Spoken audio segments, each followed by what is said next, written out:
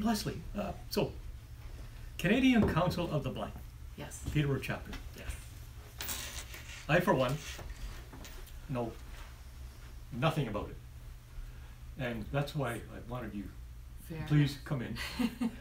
And I don't want to leave this so open-ended, right? Like, but maybe you can help us out here, because I don't even know, like, Yeah. what's appropriate things to ask you. Like, they must have activities, they must have programs, and this sort of thing. So, Yeah. could you expand on that? Yeah, absolutely. So the Canadian Council of the Blind is a national organization. Okay. It's across Canada. It started in 1944. I know it's the ex-soldiers. Yeah, with the veterans. It was originally, originally the Canadian National Institute of the Blind, CNIB, and the Canadian Council of the Blind were Yes. one at the beginning, and That's separated. That's something else I don't think people understand. It's two different things. Exactly, Okay. yeah. So the Canadian National Institute of the Blind, they really, right now, they're all about rehabilitation, independent living skills, teaching you how to use a cane, teaching you how to use devices. The Canadian Council of the Blind, which is what we're part of, We are. is more about the social aspect side, peer-on-peer kind of group, as well as some advocacy as well for people with vision loss. So each chapter, like Peterborough chapter, we are self-governed. So even though we are national, we're self-governed ourselves, which means our executive all have vision loss.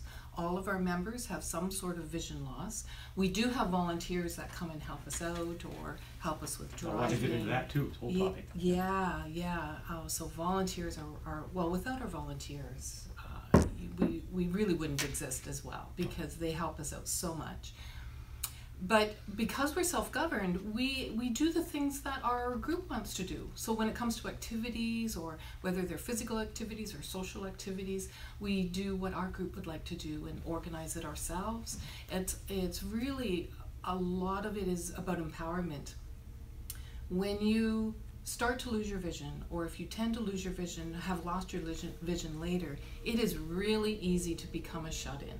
Mm-hmm. And it's really hard sometimes to just take that step outside of the house, and really hard to join a group, especially if the group is either unaware of your vision loss. Because with most of us, like both of us, if you just saw us the way we are now, you'd have no idea we have vision loss. No idea whatsoever. Exactly. So it's a hidden disability.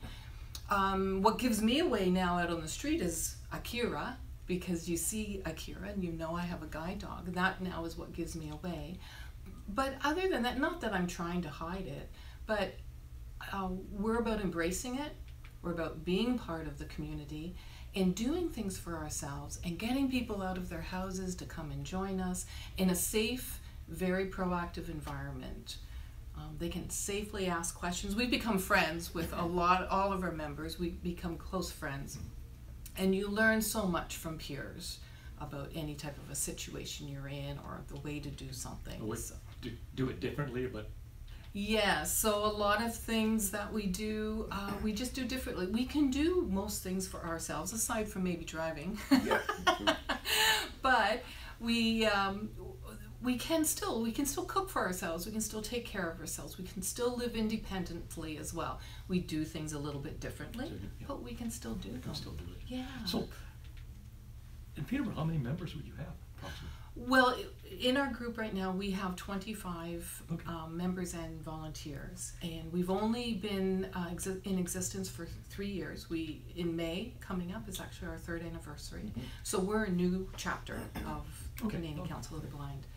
So we're always looking for new members. New volunteers, sort of New thing? volunteers, yeah, absolutely. Lindsay, you want to add anything to that? I've been just a short while with the board, and I've enjoyed the people. We did a road trip to Campbellford and Hastings a couple weeks ago. That's a nice drive. It was. We had a great. There was about almost 20 of us, and we had to go doing some shopping, and then out for lunch at Hastings, and it was just one. It was a beautiful day. Yes. And the second, we just carpooled and went up there, and I just had a great morning. It was just a lot of fun. So it's a good group of people that interact very well. Mm-hmm. So, funding. How is this? We fundraise ourselves. This is going to be good. Okay. Yeah. How do we do this? Well, we've done some different types of fundraisers. Your typical chocolate fundraisers, and we sell poinsettias at Christmas and things like that. So we're always open to different types of fundraising. But we've also been fortunate enough through Peterborough, the city of Peterborough, they have community grants, and we've been able to apply for a $400 or $500 community grant to put towards some of our programs, because we do now have a few programs that our chapter is running. We have the one program called From the Blind for the Blind, which is our newest one that we're really working on. We're really excited about it, because what we do is we take in gently used visual aids. Okay. It could be magnifiers, it could be a cane someone's not using anymore, it could be a CCTV, which is like a closed caption TV screen that magnifies things for you. So there's all kinds of talking watches, it could be anything. We take in those and we redistribute them to people who could use them, perhaps can't afford them, or would just like to try something for a while before purchasing it themselves through the manufacturer. So that is something that we're really trying to spread the word on and explore as well. But we also have a Learn to Curl program, and we have a wonderful. Tell us about that. Yeah, it is Let's so much fun. Let's explore that. Much fun. Yeah. So how does that work? Yes. Please. Yeah. So for curling, we use the sticks. Have you curled before? I have curled. You have curled. Okay. Not very well. Well, the whole idea is it's fun. And we curl at the Peterborough Golf and Country Club, and we have a wonderful arrangement. They actually give us the space for free. Wednesday mornings, they give us the ice for free. So Peterborough Golf and Country Club. Yes, that's they do. Very, very generous. That's very great. Generous. That's wonderful. And we also get the volunteers from the club, so they come out and volunteer their own time. And in many cases, we have one-on-one, a volunteer for each person, and if not, it's at least one with two people out on the ice. The most fabulous thing about our volunteers is they're not just out there letting us throw a rock. They're actually teaching us the game.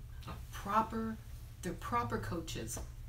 And I can't speak enough about that, because there's so many programs out there will say, yeah, come and learn. And basically what they do is they just let you play the game, but they don't really go through the strategic planning of a game, or why you're doing something, or why you're throwing the rock a certain way. But they do, and we just, oh my gosh, it's so much fun. We have a great time. How often do you do this? Once a week, or once a week? It's once a week, Wednesday morning, starting in November. We usually curl to the end of February. There are some days that we can't curl because there's a bonspiel or something happening at the club, but it's very generous of the club to give us the ice time to do that. Yeah. That's first rate. It is, very much so. Yeah. And then we also have another member who has her own radio show called Inside Peterborough on Trent Radio. I read that. Yeah. So she's been doing that. That's once a week, and she talks about all things related to any form of ability.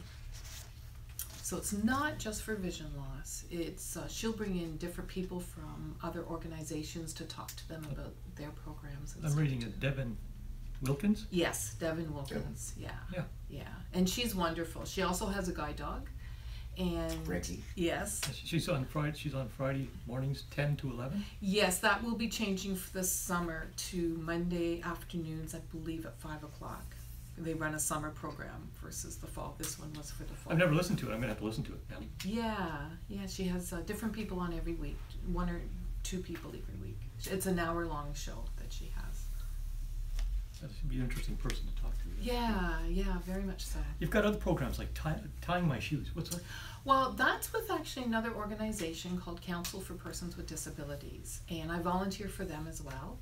And they what is it called? Council for Persons with Disabilities, okay. CPD. Okay. And they have a Time in My Shoes program where through experiential learning they'll go into schools and businesses and teach people what it's like to live with a different ability. So they'll put you in a wheelchair. You'll wear vision simulator goggles to know what it's like to to have low vision. You'll wear headphones, and you'll experience what it's like in your own workplace or in your school, what it's like to get around with those type of I have no, okay, so disabilities.